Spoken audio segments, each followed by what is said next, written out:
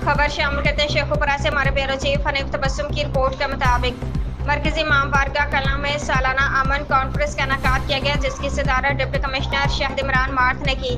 जिसमें डीपी बिलाल जफर शेख, पीर सईद अशरफ रसूल, MPA मुत्तहदा अमन council के सदर हाफिज अजीज रहमान अजीज, जनरल सेक्रेटरी हाजी ताहिर जावेद नक्शबंदी, अंजुमन जाफिया के सदर सईद रजा हुसैन बाबर रिजवी,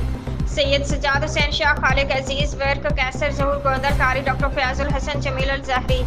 कारी आबिद रिजवी, हाजी मोहम्मद आजिम सेखू, हाजी शेखू बग्गा शेख,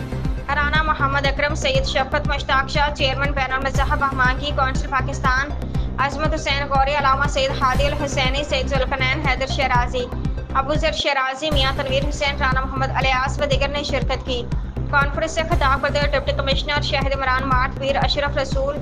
MPA और DPA बिलाल जफर शेख ने कहा कि इमाम बारगाहों, मदरसों और मजहबी इबादत गाहों में सिक्योरिटी, सफाई सुथराई और दीगर इंतजामात और यकीनी बनाया जाएगा ताकि आवाम को बेहतर और खुशगवार माहौल फराहम किया जा सके।